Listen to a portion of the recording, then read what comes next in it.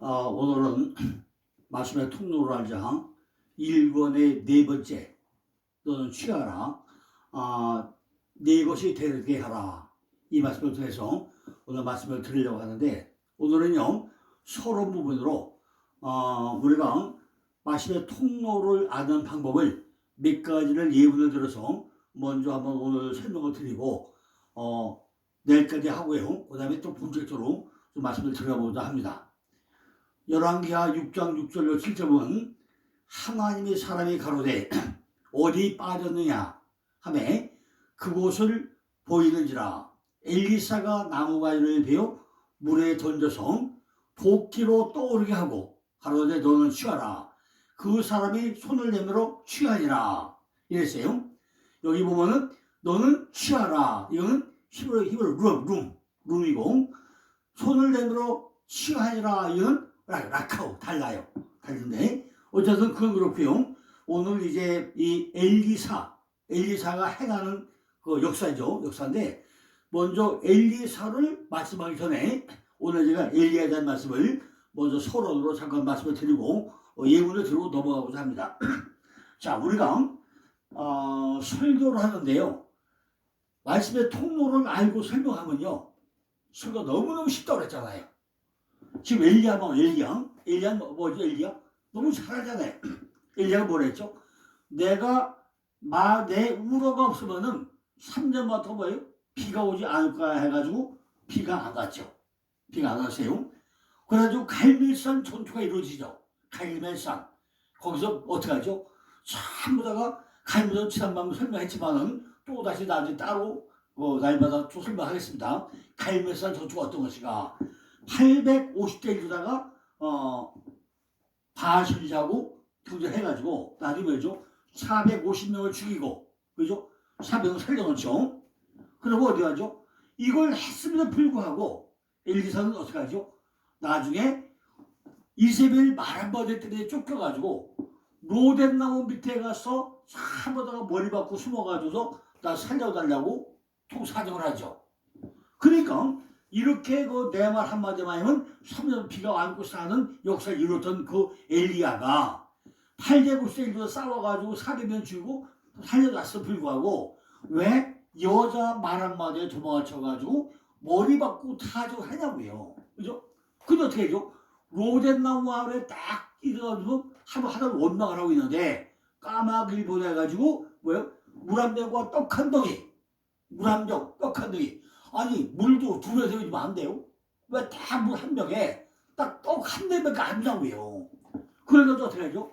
40조 40여를 도망치잖아요. 그게 광야와 광야. 광야도 뭐죠? 광야 와서 딱 이제 뭐래 하나님이 야 내가 어디 있냐? 어디 물어봐요.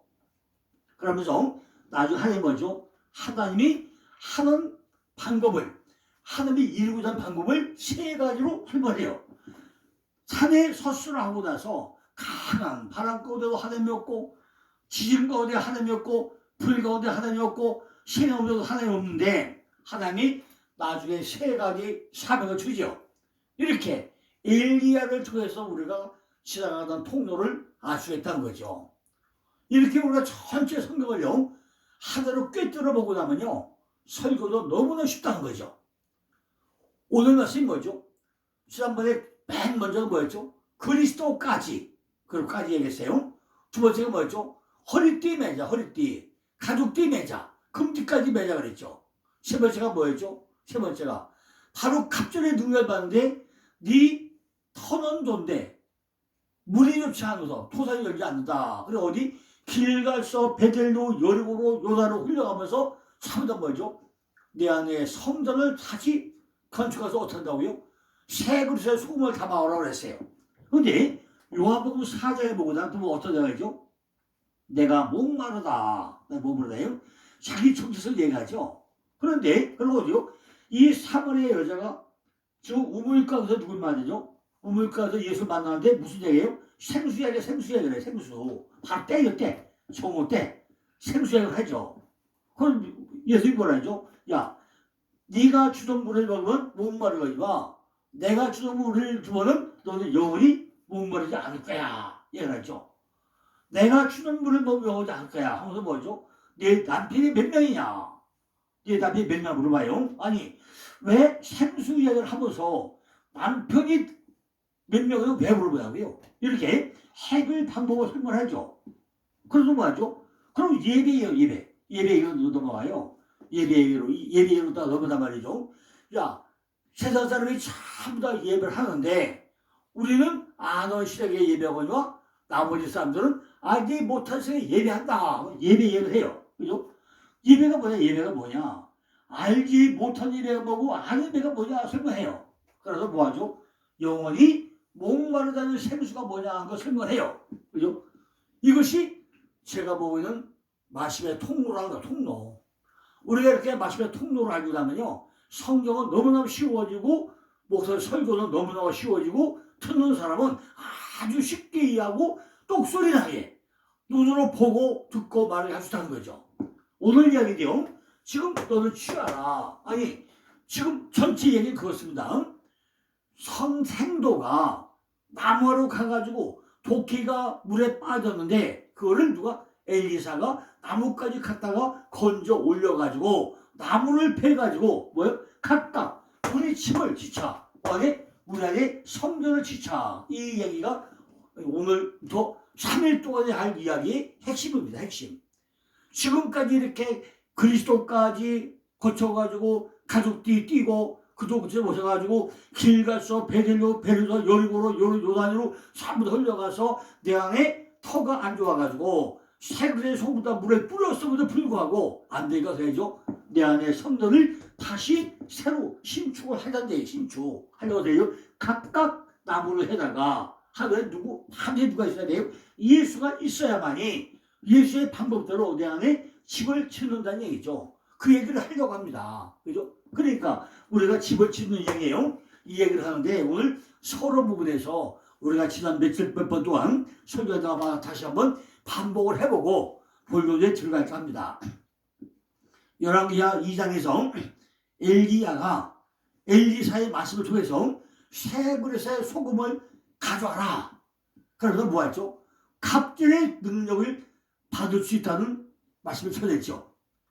엘리사가 엘리야에게 당신의 영감이 갑절에다 내게 길을 구하라고 했을 때 엘리야가 뭐랬죠? 내가 참으로 어려운 일을 구한다 하면서 조건부를 얘기해요. 그러나 내가 그러나 나를 내게서 취한 것을 내가 보면 그 일이 내게 이르려니와 그렇지 않으면 이루지 아니하리라 이런 말을 하죠. 그런데 오늘 7절에 보니까 또다시 이상례가 나와요. 7절에 보니까 또 나와. 7절에 가로되 너는 취하라. 그 사람의 손을 대므로 취하임에 앞에 가로되 아마루 다음에 뭐가 따바로가죠. 아마루 너는 취하라. 취하라. 그런데 손을 대므로 취하니라 라카우 단어가 달라요.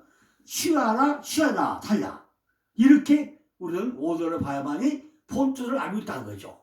그러면 차라리 한 것에 대해서 손을 때 너는 이거 취하라 잡아라 하고 잡았더니 하면 되잖아요. 근데 왜 취하라 해야 된다는 거죠. 엘리야라는 뜻은 여호와는 하나님이라는 그런 의미라고 했죠. 엘리야 여호와는 하나님이라는 뜻이에요. 여호와는 엘로힘으로 엘로힘의 하나님은 만유의 하나님을 우리가 엘로힘이라고 했죠. 하나님은 스스로 계심이라고 했지만은 그 하나님이 내 속에 들어와서 내 하나님으로 역사할 때 내 속에서 사역을 시작하시는 바로 하나님 것을 우리는 믿어야 된다는 거죠. 엘리사는 하나님의 구원이상이라는 뜻으로 엘리야의 하나님이 갑절의 영감으로 넘어올 때 비로소 하나님의 구원이 이루어지는 것이고 내 속에서 구원이 이루어질 때 모든 것에 응답하시는 하나님, 위로하시는 하나님, 모든 것에 역사하는 구원의 하나님이 바로 갑절의 능력이라고 제가 설명을 드렸죠. 그러나 새 그릇에 담긴 소금이 그 맛을 잃으면 무슨 역사가 이루어지겠습니까? 물어봤어요. 그죠? 새 그릇이 되는 방법이 어떻게 설명했죠? 길갈서 영주까지 수레바퀴를 굴려 보내가지고 길갈서 베들로 베드로 여리고로 여리고서 요단까지 쭉 굴려가는 거, 이것이 내가 새 그릇을 다시 만드는 것이다 설명했죠. 속사람과 겉사람이 수레바퀴를 길게 굴려야 한다고 그랬죠. 말씀과 기도의 수레바퀴가 균형맞게 흘러가야 된다고 설명했죠. 율법과 복음이라는 수레바퀴를 얼마나 굴렸느냐에 따라 가지고 이것이 달라진다고 그랬어요. 내 삶 속에서 수레바퀴는 전부 다 얼마나 열심히 굴리냐, 어떻게 적용했느냐, 이것이 문제라고 그랬죠. 계속 앞바퀴와 뒷바퀴가 구장마다 돌고 돌고 돌아가지고 휙 불수레가 돼가지고 하늘로 올라가야 되는데 이것이 결코 쉽지 않다고 그랬습니다. 눈물과 콧물과 땀도 번복이 되어야 할 것이고 많은 시간도 투자를 해야 될 거라고 그랬습니다. 세워진 수레바퀴가 아무도 없이 굴러가게 됩니까? 더구나 고랑탕에 만든 박아둔 수레바퀴만은 개처절히 굴러갑니까? 그러니까 우리는 수레바퀴가 두 바퀴가 굴러갈 수 있도록 우리는 힘도 쓰고 막 굴려야 바퀴가 굴러갈 게 아니냐는 거죠. 여호수아 5장에 보니까 여호와께서 여호수아에게 이르되 네가 오늘날 애굽의 수천을 너에게 가서 굴려가게 하였다 하심으로 그 이름을 오늘까지 길갈이라 하였다라고 설명했죠. 우리들도 우리의 신앙생활에 애국 같은 수치를 잘 보한다요 굴려 보내야 된다고 설명했잖아요. 특별히 이곳에는 후세국을 위해 가지고 요단강을 건널 때 이스라엘 12지파가 돌 하나씩을 전부 다 채워가지고 요단 가운데 묻어놓고 다른 돌 12개를 갖다가 길갈로 세워놓고 이것이 기념비다. 너희들이 애국에서 430년, 광야에서 40년, 모두 470년 동안 멸시와 고난과 수치를 이제 청산했다. 이것이 증거로 오늘까지 전부 다 왔다. 이걸 기념비로 삼아라. 이것이 수치를 구하는 길갈이다. 길갈이다. 뭐죠? 깔기. 야, 이거 보면요. 단어가 아주 재밌어요. 이게 찌베라. 무릎 꿇잖아요. 두 개가 무릎 꿇고 또 꿇고. 이게 훈련이죠. 훈련. 또 무릎 꿇고 또 꿇고. 두 개씩이. 그러니까 얼마나 무릎을 많이 꿇어야 되냐는 거죠. 무릎이 전부 다 상처나 좀 꿇어야만서 그 훈련을 해야만이 굴러갈 거 아니냐는 거죠. 우리들이 부끄러운 신앙생활의 모습을 전부 다 굴려보내야 한다는 것입니다. 길갈에서 수레바퀴를 굴려가지고 전부 다 서가면 어디 쫓아가더라 그랬죠? 드디어 내 안에 베델에 내 안에 교회가 세워졌는데 이것은 하나님의 집이라 했죠. 그러니까 하나님의 집이 지어지는 것이 쉽느냐? 그렇지 않다는 거죠. 베델은 하나님의 집으로 우리는 하나님의 집을 짓는 그런 사람들인데 성경 전체를 보아도요. 내 안에 성전 짓는 이야기라고 그러잖아요. 그러나 보이는 성전이 아니라 보이지 않는 내 안에 심령 성전이 지어져야 한다고 그랬어요. 그래서 뭐 했죠? 솔로몬 성전 얘기했죠. 보이는 성전, 솔로몬 성전. 근데 솔로몬은 어떻게 했죠? 왕은 왕인데 3대 왕인데 이름도 없이 빛도 없이 마지막에는 전부 다 나라가 쪼개지는 이런 아들때 쪼개지는 이런 왕. 이건 안 된다는 거죠. 왜? 밖에 보이는 성전을 지었다 못하는 거죠. 어떤 자이죠? 내 안에 성전을 지어야 된다는 거죠. 베델은 하나님의 집으로 우리는 하나님의 집을 짓는 사람들로 했잖아요. 성경 전체가 뭐라고 했죠? 하나님의 집 짓는 이야기로 했잖아요. 하나님의 집으로 향해 가는 것이 바로 하나님을 집을 짓는 일이라는 것입니다. 그러나 보이는 성전보다도 보이지 않는 내 안에 심령 성전을 짓는 것이 참으로 쉽지가 않다는 것입니다. 여리고는 향기나는 장소를 했죠. 생명의 냄새도 나야 되고 말씀과 기도의 향기도 올라가야 한다고 했죠. 길갈에서부터 굴리기 시작한 수레바퀴가 베델로 여리고로 힘차게 굴려가다 보면은 그곳에 불이 붙고 향내가 훨훨 올라가다 그랬죠. 때로는 밤새워 기도해야 되고 금식도 해야 되고 묵상하고 야곱이 야복강가에서 서서와 씨름하던 그 심정으로 간절히 매달리다 보면은 성령의 불이 붙어가지고 그 수레에 불수레와 불말이 다 태워가지고 마침내 회리 바람으로 일어나게 된다고 했잖아요. 그래가지고 어디요? 엘리사는 엘리야가 회리바닥에 올라갈 때 겉옷을 던지니까 받아가지고 둘에 말아가지고 요단강을 치니까 요단강이 갈라졌다 그랬죠. 내 아버지요 내 아버지요 이스라엘의 병거와 그 마병이라고 외치면서 끝까지 쫓아갔던 엘리사. 우리도 이렇게 율법을 끝까지 쫓아가서 내 안에 복으로 하나가 되어야 된다는 거죠. 그죠? 율법이 없이는 복이 있을 수 없다는 얘기입니다. 엘리사가 자기의 옷을 잡아가지고 둘에 모아서 찢고 엘리야의 뭐 떨어진 겉옷을 가져가지고 둘에 말아가지고 치니까 요단가 물이 갈려져. 요단강. 요단은 겸손하다 내려가다. 그게 갈려져요. 그래서 어디로 가요? 엘리사가 건너갔다 오고 했죠. 그죠? 자, 그런데 그 중에 지금 아까 누구예요? 엘리야. 엘리야는 어떤 사람이 있죠? 바로 하늘로 올라간 자. 상세기에 에녹이 올라갔고 두 번째 누가 올라갔죠? 엘리사가 올라가는 그 사건이잖아요.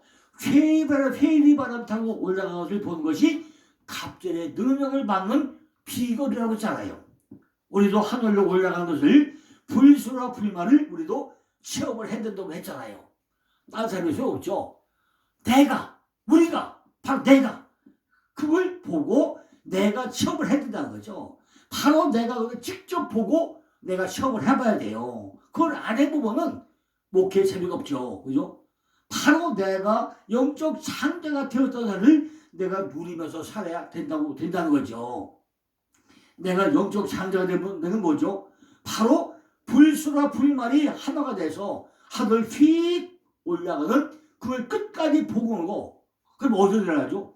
드디어 요단으로 가는데 요단은 뭐죠? 내가 겸손해지는 거. 이렇게 올라갈 때 우리는 교만하게 충만이 아니라 모두에 하나님이 있구나. 내 안에 하나님이 계시구나. 그 안에 다 했구나. 아주 겸손하게 바로 야라도 내가 내려가는 자. 야라도 내려가는 자. 겸손한 자. 그 대번은 뭐죠? 교만은 패망의 선목을 했잖아요. 그러니까 겸손해질 수가 없다는 거죠. 길갈에서 베들로서 여리고까지 오고 나면은 하늘을 체험하고 이제 요단에 가서 내가 정말로 교만하다 씻어버리고 겸손한 내가 된다고 어디까지 말씀을 드렸습니다. 그런데 엘리사가 갑자기 능력을 받고 최초로 행한 일이 뭐죠? 새 그릇에 소금을 담아오라는 거 있잖아요. 어디까지 설교했죠? 새 그릇에 소금 담아라. 우리 쏘가지 보고 나니까 아직도 변하지 않고 있다는 거죠. 그러니까 이 새 그릇을 바꿔야 되는 거 아니에요? 새 그릇이 되어야 거기다 뭐예요? 소금이라는 불수와 불말에 불이 붙게 회리바람이 일어나도록 회리바람이 불어가지고 신이 세계로 올라갈 수 있도록 다시 말씀의 씨를 뿌려야 된다는 거죠. 토사는 땅은 좋은데 보기는 아름다운데 뭐가? 물이 안 좋아서 말씀이 안 좋아하니까 다시 뭘 뿌려요? 소금이라는 물을 뿌려야만이 소금을 가져와야만이 이 땅이 새로워져 가지고 뭐예요? 다시 불수와 불말이 불이 붙게 된다고 그 예언을 드렸죠. 엘리사는 불수와 불말이 회의를 타고 올라간 것을 다 보았다는 거예요. 말씀을 적용한 것은 육신 속에서 옷을 찢는다는 이것이고 결국은 복음으로 완성되는 그런 말씀이죠. 바로 율법과 복음은 하나가 된다는 것을 우리가 깨달아야 된다는 것입니다. 그죠? 율법과 복음은 하나죠. 10계명도요. 5계명부터 1계명 도로 1, 뒷꼬로 6, 6, 다 똑같아요. 뒷꼬로에 돼. 한 번에 이것이 좌와 우가 하나가 돼가지고 둘이 하나. 이게 연합이죠. 연합. 얘도 하나 된 얘기죠. 이렇게 율법과 복음이 하나가 된다는 것을 깨달아야 한다는 거죠.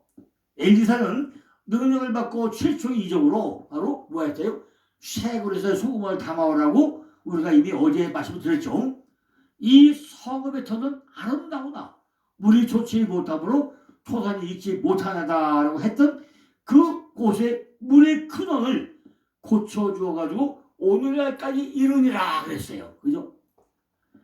생명의 과실을 맺고자 하는 자들은 이처럼 은총이라는 소금으로 자신에게 간을 잘 맞춰가지고 내에서 나오는 말씀이 아주 꿀맛 같은 말씀으로 씨 뿌리는 마다 전부 다 싹이 나서 자라가지고 꽃이 피고 열매가 맺어가지고 신앙에 많이 걸리는 열매를 깨달을 수 있도록 그걸 고쳐줘야 된다는 거죠. 생명의 과실을 메꾸는 자는 이처럼 은총이라는 소금으로 자신의 간을 잘 맞춰야 된다고 했습니다. 그런데 오늘 말씀의 본문인 열왕기하 6장 1절로 7절 말씀 중에 5절을 보니까 한 사람이 나무를 벨 때 도끼가 자루에서 빠져가지고 물에 떨어진지라 그랬어요. 네 주여, 이는 빌려온 것입니다. 빌려온 것입니다. 라고 그 사람이 통곡하러 있다는 얘기죠. 6절을 보니까 엘리사가 나뭇가지를 베어 던져서 도끼를 떠오르게 하고 라는 말씀이 일반적인 상식으로 우리가 이해가 되느냐고요. 무슨 얘기죠? 여러분들은 어떤지 모르지만은 저는 이해가 도저히 되질 않더라고요.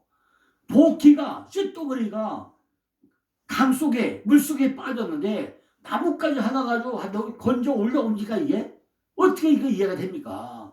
어떻게 물속에 빠진 쇳덩어리 도끼날을 나뭇가지로 건져 올리겠냐는 거죠. 근데 이게 오늘 본문 얘기잖아요. 그죠? 이 나뭇가지 하나도 뭐예요? 끌어올리는 애예요. 그런데 히브리서 보면 뭐죠? 하나님 말씀은 사회의 낯선 것보다 예리하다고 그랬죠. 그럼 도끼도 말씀이고 나무는 예수님이고 그래서 보면 문제가 해결되겠죠. 자, 오늘 말씀의 줄기는 대충 다음과 같습니다. 엘리사가 있는 선지학교에 생도들의 수가 점점 늘어났다는 거죠. 내 안에 신명 성전에 군사가 점점 늘어나고 있다는 것입니다. 그들이 기거할 방이 좁아가지고 방을 넓혀야 된다는 거죠. 집을 넓혀야 된다는 이야기입니다. 그들은 겸손한 사람들이라서 아주 화려하고 웅대한 집을 좋아하지는 않았다는 겁니다. 왜? 그들은 아직까지 뭐예요? 마음이 가난한 자들이었다는 것입니다.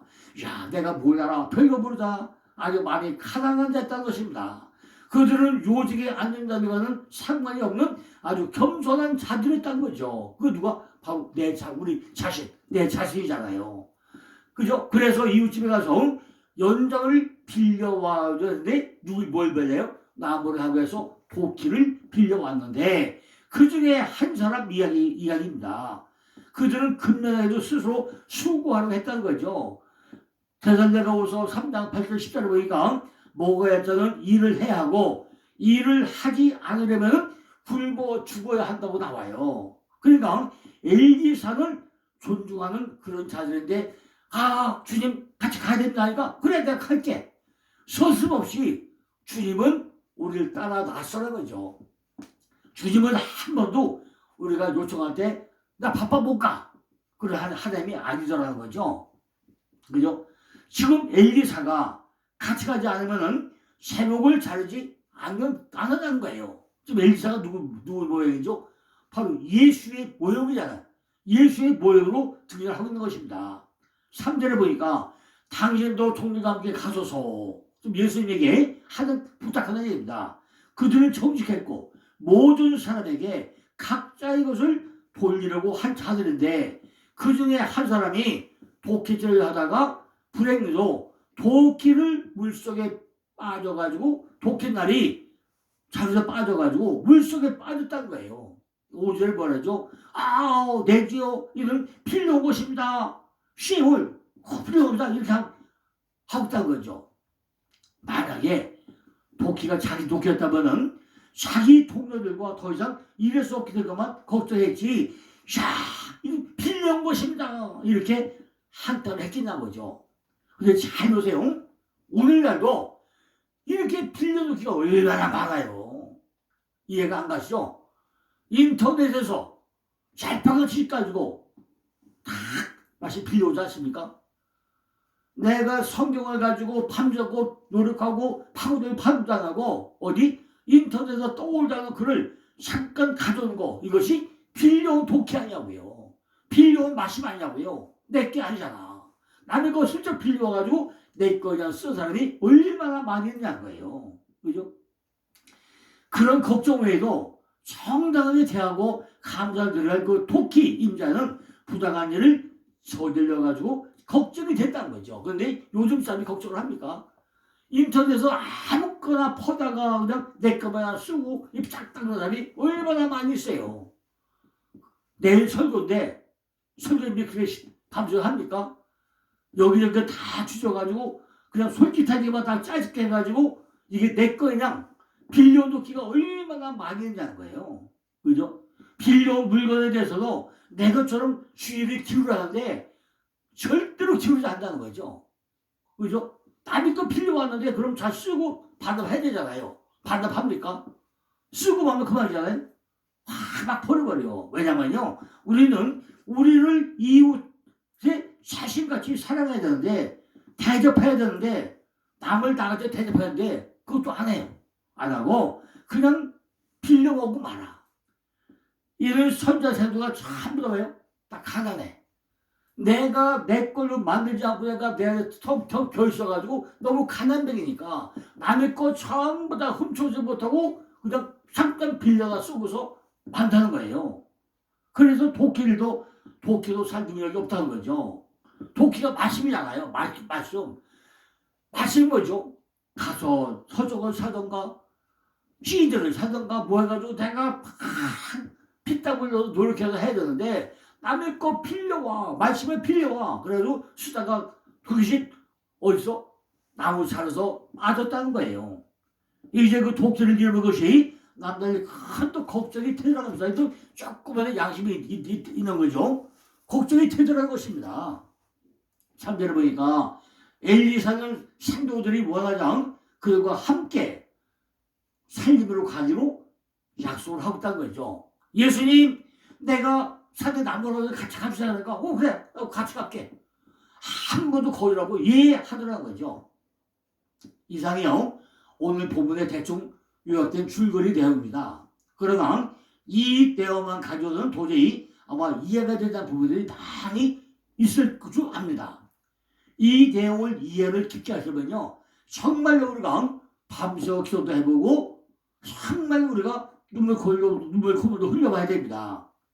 집을 짓는 것이 무엇인지 한 제목을 취해가지고 그곳에 우리의 거할 처소를 세우고자 하는 것이 무엇인 뜻인지 엘리사는 왜 같이 가겠다고 한 것인지 그죠? 당신도 종교감을 계속 가자 엘리사도 그래 내가 같이 가줄게 왜 승낙을 하는지 우리가 이걸 잘 한번 이해를 해보자는 거죠. 나무를 벨 때 왜 토끼가 나무자로 빠지는지 왜 물속에 떨어졌는지 물도 말씀이고 토끼도 말씀이고 근데 거기에 빠졌냐는요. 필연도끼는 과연 무엇을 상징하느냐.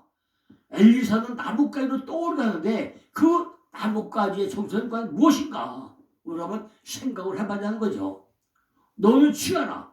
그 사람의 손을 내밀매 취해야 되라. 이것이 어떤 의미인지 우리가 한번 깊게 생각을 해보자겠죠.